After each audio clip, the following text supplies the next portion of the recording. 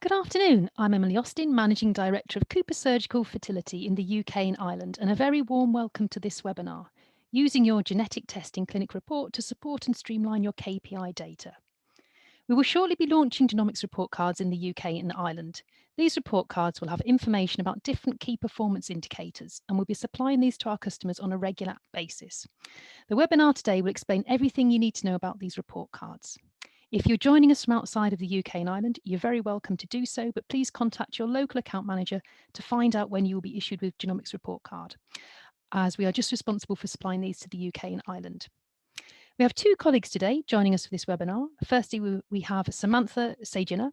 Samantha is the Associate Product Manager for our pre-implantation genetic tests at Cooper Surgical Fertility Solutions. She has a bachelor's degree in marketing and economics and recently completed her MBA. Very well done, Sam. And our other speaker today is Lena Zogai. Lena is our Global Product Director overseeing PGT. In her role, Lena drives genomic strategy whilst meeting customer expectations and helping to overcome challenges faced by IVF clinics. Lena has an extensive scientific background and experience in precision medicine, genomics, laboratory testing, and pricing and reimbursement models for molecular diagnostics. Prior to joining Cooper, Lena headed up production and marketing at GeneDx, achieving successful launches of genetic tests for various medical specialities. Thank you, Samantha and Lena, for joining us today. If you have questions during this presentation, please do enter them into the chat box. We have 30 minutes for this webinar today. It's not a long webinar, but there will be plenty of time to answer your questions after the presentation. Thank you very much for your attention, and I'll now hand over to Sam.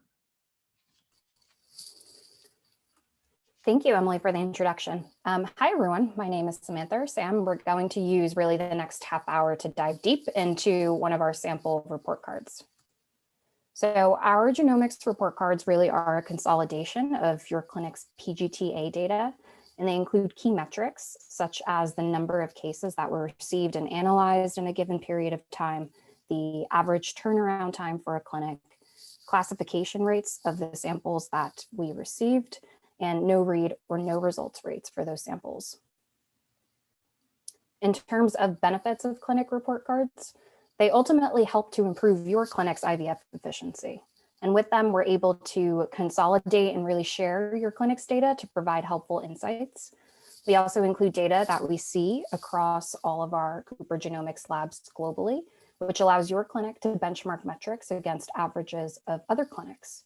They also allow your clinic to act on any sort of trends or deviations, and if necessary, make any sort of adjustments. Now, this is a sample report card, and it has sample data, but it's identical to what our report cards look like. And first, we'll take a look at the key metrics over here on this left side.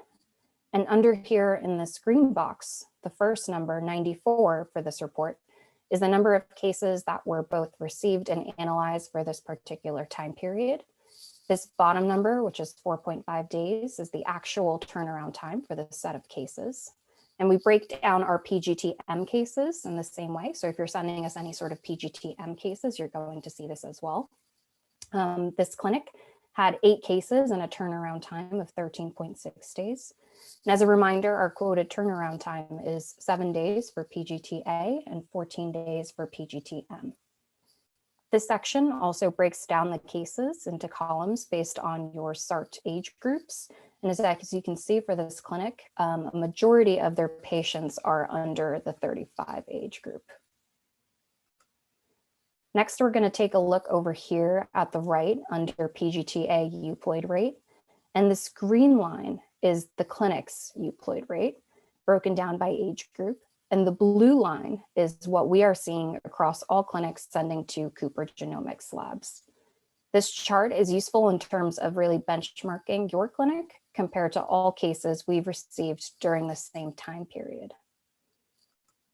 Next, we're going to move on to the bottom half of the first page with this table on PGTA summary statistics.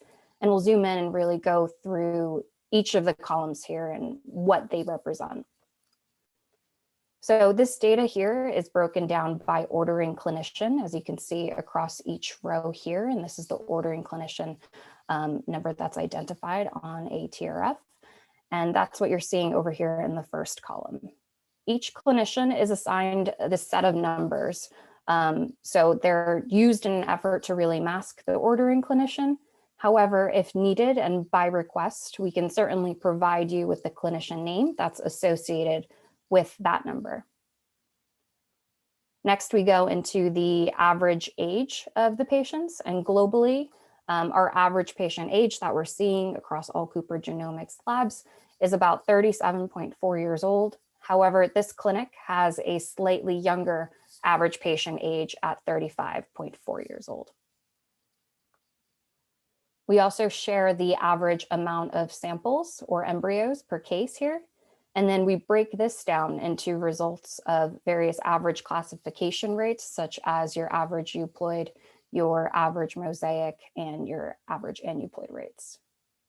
And to the very right, we have these two columns over here, and these two will make up our no result rate. Now, the first is no DNA amplification.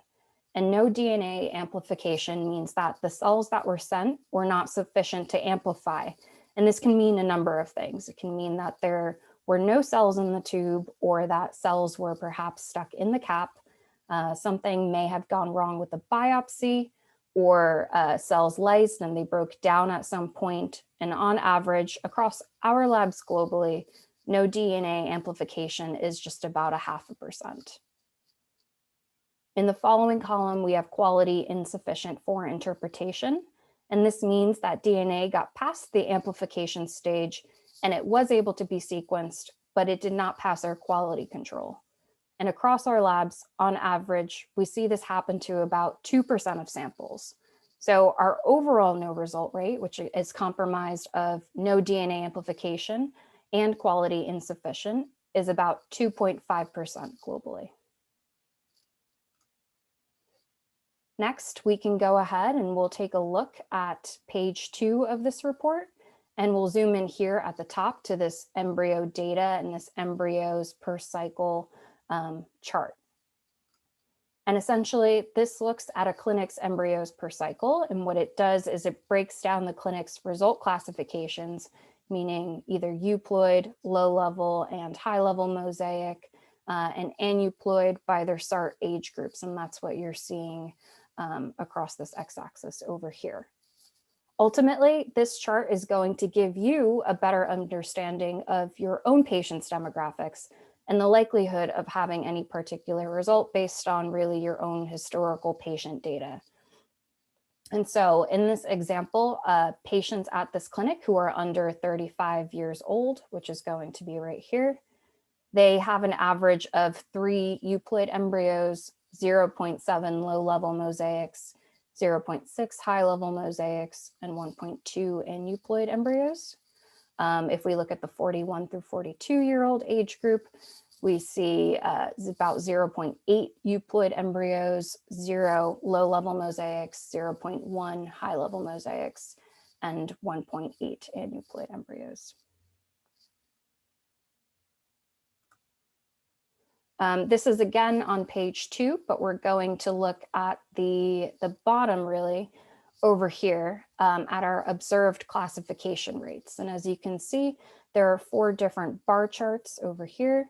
And the data here basically includes your clinic's data. And we'll go over, it compares it to benchmarking data as well. And we'll go over this no result column over here all the way to the right.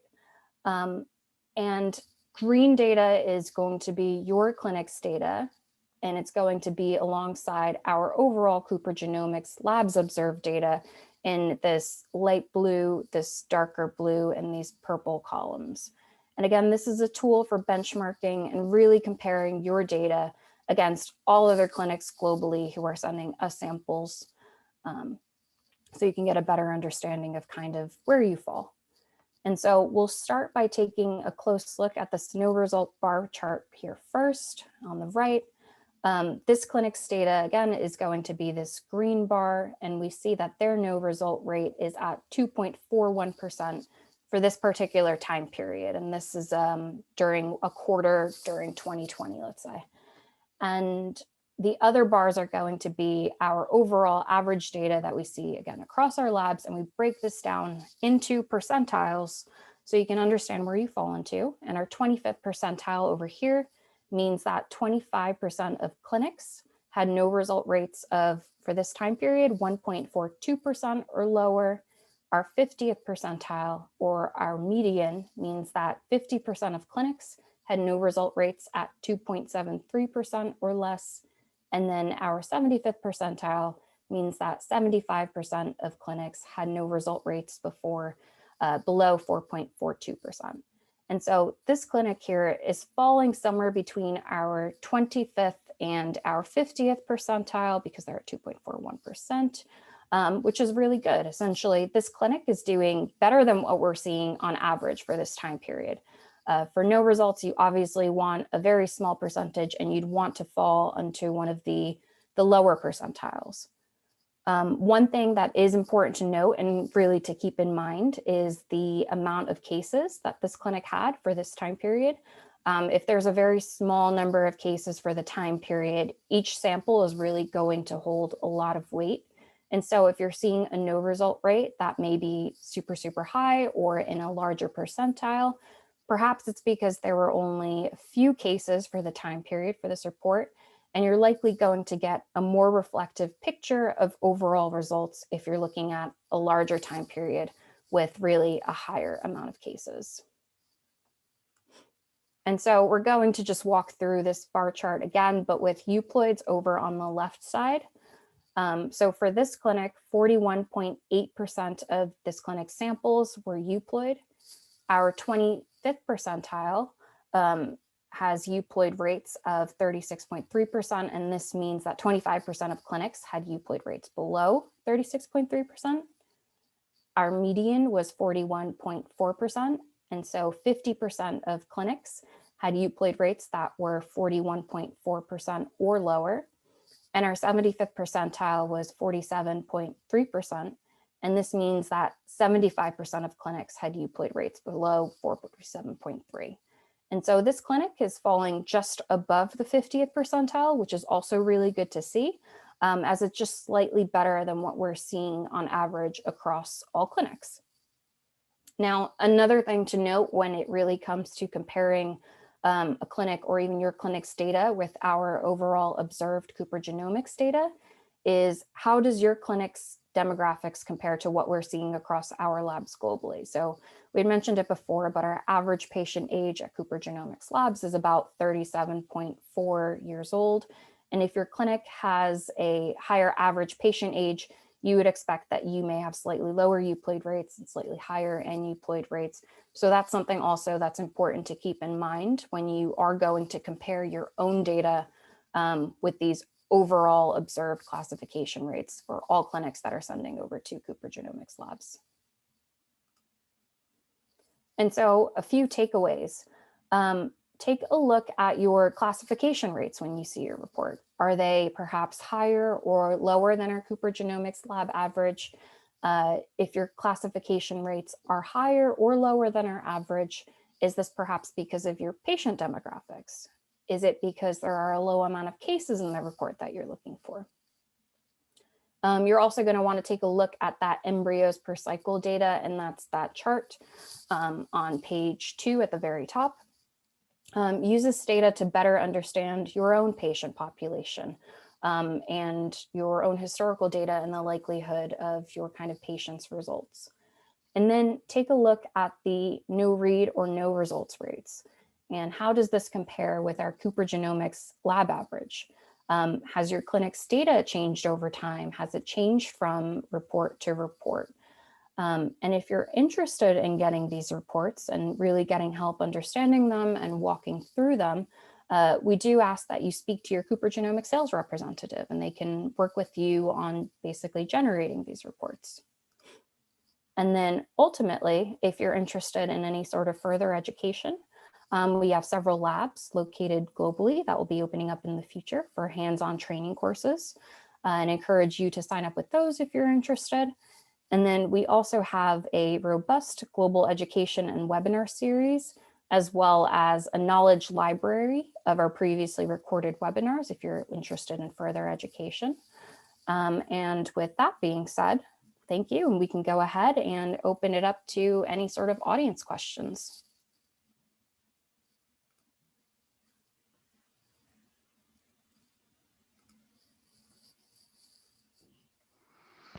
Thank you very much, Sam. And as Sam says, please put your questions into the chat box. I think we had somebody raise their hand, but if you don't mind typing your question out and put it into the chat box, that would be fabulous. Thank you very much. Got a few questions, but please do keep them coming in. So first question for Sam and Lena. How are these reports distributed and how often will they be distributed? How often will our customers receive them? I'll take this one, Sam. So yes, these reports can be distributed in a number of different ways. They will be distributed through your account manager or your sales representative. Initially, for the UK clients, they're likely going to be distributed in a yearly basis. So we have more data and you get a really good sense of some of the trends in your own laboratory, in your own clinic. But they can be generated ad hoc. So if you do really want to see a specific time period and you're interested in diving a little bit deeper into that data, we certainly can work with you and your team to, and of course our account managers, to generate those reports that are for a specific time frame. Some of the larger accounts for us that send a significant amount of volume, we will be generating reports on a quarterly basis just to give you a snapshot of what and how your clinic is doing.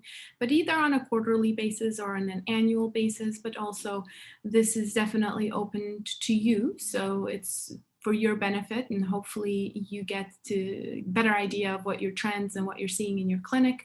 So just reach out to us and we will absolutely work with you on determining what is best. Brilliant. Thank you, Lena. And how far back in time is it possible to go to get data for these reports?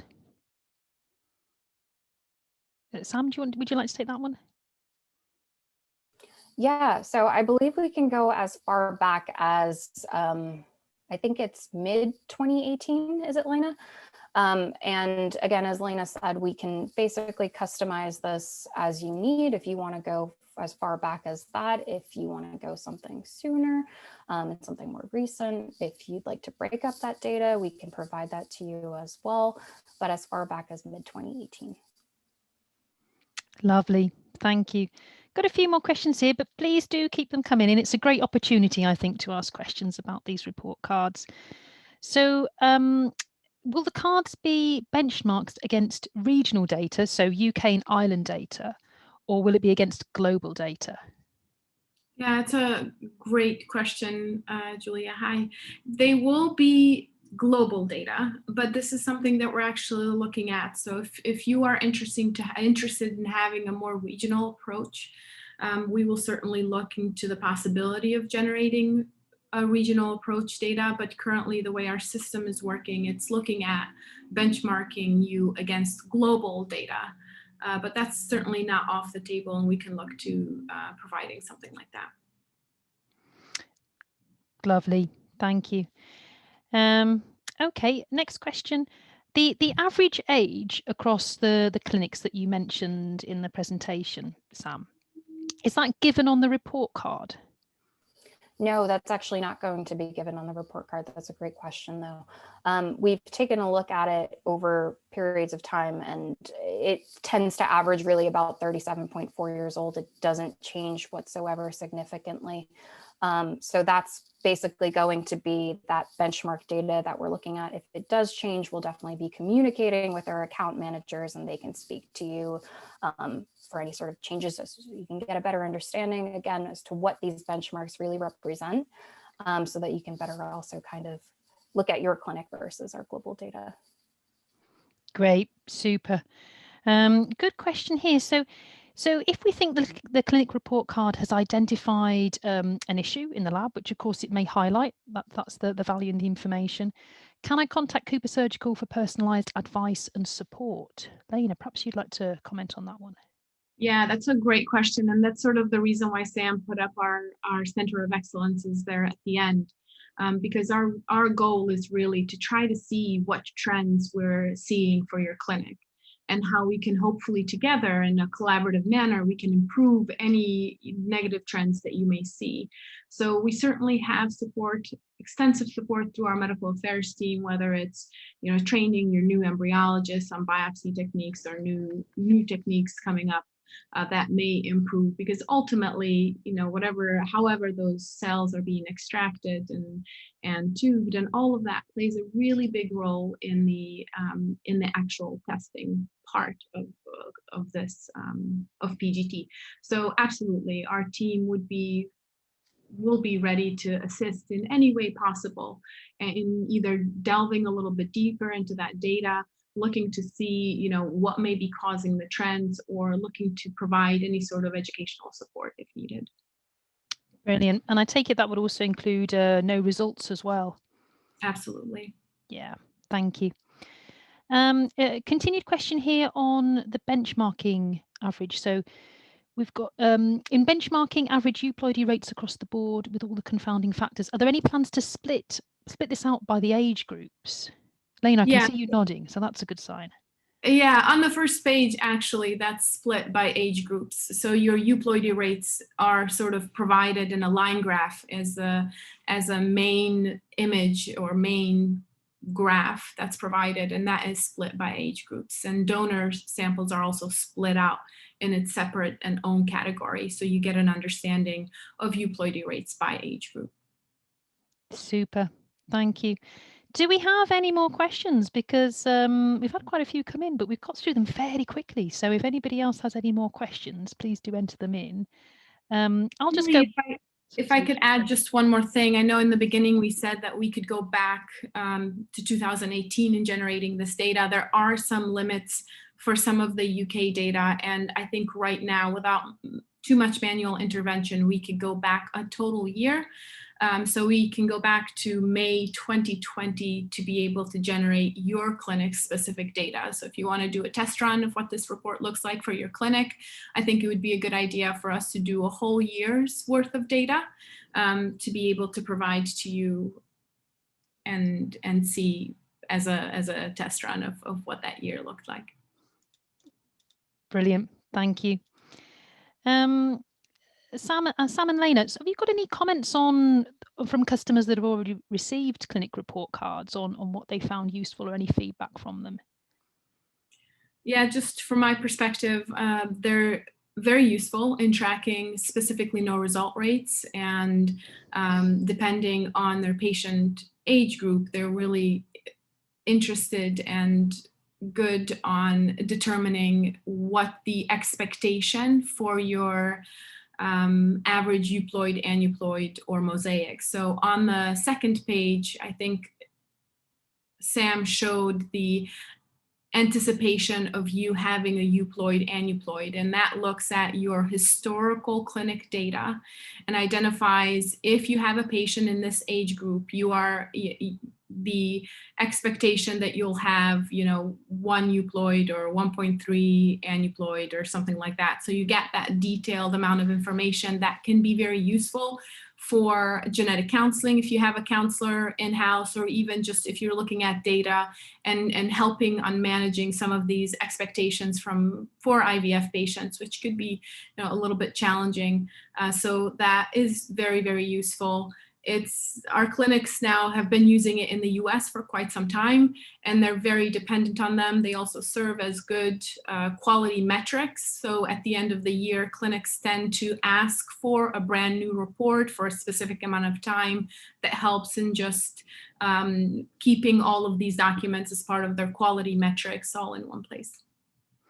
Great, super. So just to follow on from that, does that mean that the clinics can request this report at a certain time of year, perhaps, if they always look at their quality data at the same time of the year?